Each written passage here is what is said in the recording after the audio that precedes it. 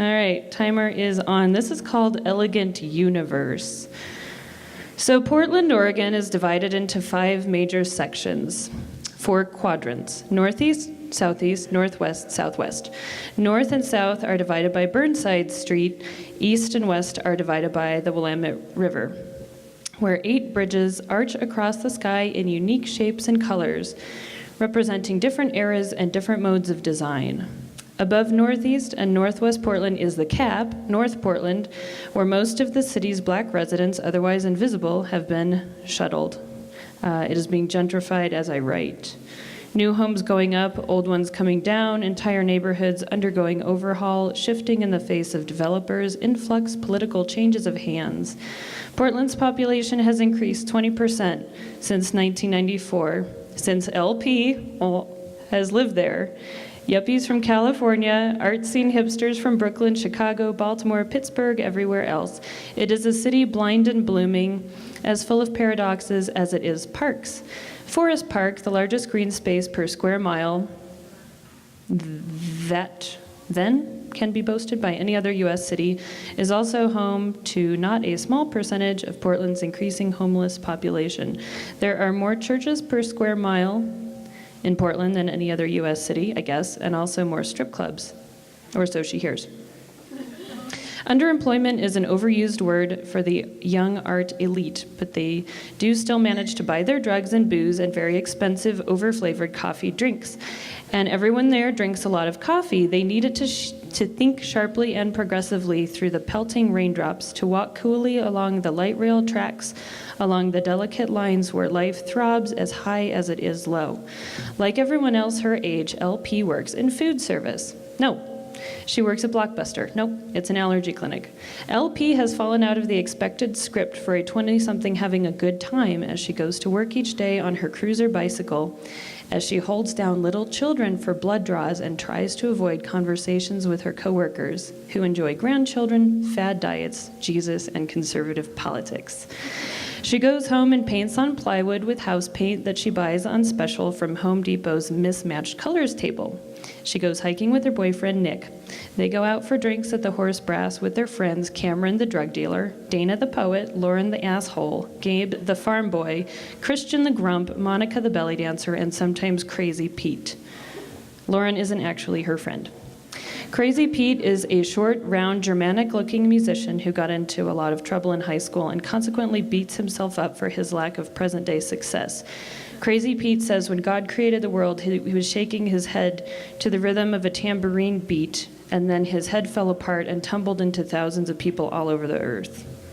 LP walks from Crazy Pete's apartment downtown by Portland State University to her own house. She tries to walk a lot because the winter weather gets her down if she doesn't move, and she's restless.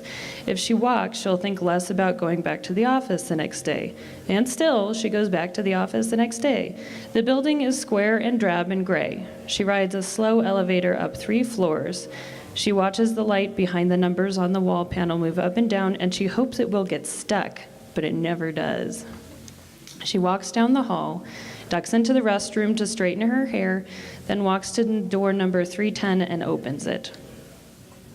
When she gets home, she sits on the bed for a few minutes, goes into Nick's room, and lays on his bed because it's bigger.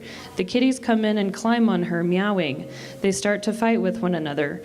Reginald H. Kitty Cat Esquire bites Penelope Thumper Pumpkinhead on the pumpkin head, and so she curls into a ball to kick him with her 2 back legs. Stop it, stop it. LP pulls them apart and puts them in different rooms like she would children, and they meow at each other across the house. She smokes some pot, realizes the little tin in which they keep the house pot supply is nearly empty, and makes a note to have Nick call Cameron. She sleepwalks to the kitchen, makes cocoa, looks at the empty crock pot everyone at work told her to buy, then goes back into the living room to sit on the couch in front of the half-done hunk of plywood leaning on the wall. She puts the cocoa down, opens the can of cheap mist-tinted house paint, makes one bright orange smear with a pinkened brush, knows it's all wrong, and goes back to lay on the bed with the cats. Nick and LP decide to go out for drinks and to get dinner, since both feel too apathetic to cook. They put the cats in one room without any house plants and meet Christian at the Horse Brass. Christian and LP almost kissed once when LP and Nick were broken up for a month. This makes LP a little nervous because she thinks Chris still has something in mind. They all order fish and chips. The fish and chips arrive slightly burnt. Then Gabe comes in his flannel shirt and talks about working on the gremlin that lives in the middle of his cow field. They poke fun at Chris for being a quarter Japanese but looking Hawaiian. They get a dart set from the bar and start to play. Crazy Pete arrives, then Monica, who gives everyone hugs, lights up the room with her smiling enthusiasm, and demonstrates belly dancing moves with her chest before she sits down, like the alphabet with her chest. B. Like that. Lauren enters and cracks a joke about swinging cats in a pillowcase. LP agitates and goes to the bathroom. As she emerges from the hallway, where the bathrooms are, she sees a table full of friends, all growing up, taking turns playing darts, ordering pints, and consulting on pictures, and generally living, learning, loving. She grows warm and fuzzy with joy, or is it the black cherry stout? Cam sits beside Chris and Dana, who is slapping the table with his palm, elucidating either the work of Hunter S. Thompson, the proper way to use a horsewhip on a lover, the chemical components of a hallucinogen LP has never heard of, the grammatical structure of Esperanto, or the importance of zero population growth. On this point, Dana and LP agree. They used to date once, too, for a month. She broke up with him the day before Valentine's Day, but he had already ordered the roses. After 11 o'clock, it is time to go home because they all have obligations tomorrow. Gabe must be at the machinist's at 5 a.m. where he will pull on plastic protective glasses and endeavor not to get his long flaxen tresses caught in the drill press. Christian will separate dead fish from their heads and try to ignore the fact that many of them have 2 heads, or 3 sets of fins, or 4 eyes. Lauren will sell cell phones. Dana will go to the literary journal at Portland Community College and edit bad poetry. Monica will go to the preschool and teach kids how to fingerprint and insert earthworms into urban gardens. Nick will go to the snowboard shop and wax some snowboards. LP will go to the allergy clinic, but before this happens, I'm gonna skip that part. She pushes through door number 310. So this is going to work. Megan, fat and pleasant with a helmet of well-styled hair, calls from the front desk. Good morning. Hello, says LP. How are you? I'm fine. How are you? Very well. They smile at each other, following their script, and LP turns down the hall to the kiddie section. She procures some hot tea from the spigot attached to the sink. She sits at her desk. She says hello to everyone who comes in. Dr. Noonan, Jane, Elena, Linda, Joanne. Pretty soon, she is asked to process some blood samples. She goes into the lab room and squirts little blots of blood out of each test tube onto each little microscope slide. She walks over to the dry ice room, turns on the machine that makes the ice, lifts it out with pot holders, seals up and slides the plastic tubes into plastic bags, and breaks up the ice around the samples. She stretches tape across the box, labels it, puts it outside in the courier box for pickup. So I found this article on protein, says Joanne back in the other room. LP nods and thinks about calling in sick the next day, while Joanne tells her about how to change your metabolism and your life through proper diet and exercise. On Friday, they go out to Cam's new apartment in Beaverton. Ordinarily, no one would go to Beaverton for fun, but the group of friends has exhausted the pool halls and the bar scene along with their bar funds. There aren't any good films out, the weather is shit, and sitting home with a book, spanking the cats when they chew on the Raggedy House plants sounds like misery on a stick. At Cam's, there's a snake in the bathtub. LP doesn't see it until she already has her pants around her ankles. And then she pulls up her pants real quick and runs out of the bathroom. The room full of guys are grinning. Hardy har har, she says. Does it bite? It can if you scare it, Dana tells her, but it can't get out of the tub anyway. Go pee. Back in the bathroom, she takes a seat and looks at the snake more closely. It's actually quite an amazing creature. Quiet, brown and green, hovering softly around the bottom of the tub, tongue flicking in dashes of red. Its scales, the nearly seamless way one layer of cell material fits into another, make it look wet, and LP wonders if she should touch it. Her hand aches for contact. Hiya, Snakey, she says. You're not too bad, are ya? After she pulls her pants up, she watches it for a few minutes. She runs her hand across the smooth skin of the creature, but only in her mind. In her mind, the snake comes up to her and licks her kindly with its tongue, and she feels calm and grateful. She leaves the bathroom without flushing so as not to bother it. She goes out into the living room and sits in Memoryville while the boys mix drinks, talk rot, measure finger-like lengths of weed on a white medical scale. She remembers soaking with them all in a hot tub at Cam's father's ex-wife's house in the West Hills of Portland, where all the rich folks lived. How it overlooked the whole city, how the city lights glimmered through passing mist and air, and they felt like a team of space cadets, a little pod of people suspended above the rest of the town. They felt special because they had each other, even if the rest of the city was nutso. They shared some bottles of wine, they wet their necks and heads, and sat up out of the water into the chilly black air whenever they got too hot. She was lucky, really, a very extraordinarily lucky person. Nick and LP say goodbye to Cam and the snake and drive back into Portland to finish a weekend full of chores and puttering, dabbling in paint and hikes and kitties and parents and shopping and bookstore browsing and getting ready for work. "Aroo-roo," says Nick. "Aroo-roo-roo," says LP, meaning in dog speak, "I love you too." On Monday, she drags into work feeling ill. Halfway through the day, she trades tea for coffee. "Can you help with a blood draw?" says Elena, poking her head into the room. "Of course," says LP, and she joins them in the exam room, recognizes the child, Hester, whose blood she's helped to steal before, and says, "Hi, Hester. Don't worry, it'll be easy this time." Hester looks up from her paper-padded exam bed with big round eyes and knows LP is lying. LP sets herself with elbows locked, one arm on Hester's right ankle, one arm on Hester's forearm. When Hester's screaming becomes thrashing, LP leans the weight of her body down across Hester's stomach and legs, pinning her into place. "She's got those darned rolling veins," mutters Elena, sweat starting to peak on her forehead. When they're done, LP goes to the bathroom and looks into the mirror. Hester's face is swimming there like liquid before her eyes. She looks at her tired, pale face, wispy hair, straining to escape its ponytail, the conventional bead necklace above the Kmart collared office shirt, and thinks something has to give. She comes back out and is settling down to do some paperwork when Joanne pokes in and says, "Line 1 is for you." It is Nick. He tells LP to come home. There's been a terrible mistake. Crazy Pete used to talk about leaving town. He helped his parents name his sister Tegan after the Doctor Who character and wanted to go to Britain to work on the new version of the show. He heard that they were filming at the BBC, which I think they did, right? After Cam's funeral, he put together a demo tape of music he thought could accompany each different scene. He made music for a chase scene, a monster scene, a psychedelic time travel scene, but no one would return his calls from the BBC. So he was planning to go there in person. All he needed was $500, he said. He became a vacuum salesman, cut himself a 1970s vacuum salesman mustache, and went to work. Dana decided he would take a road trip. He still lived with his parents, trading laundry and dish duties for rent, and he had come upon an inheritance from an aunt he barely knew.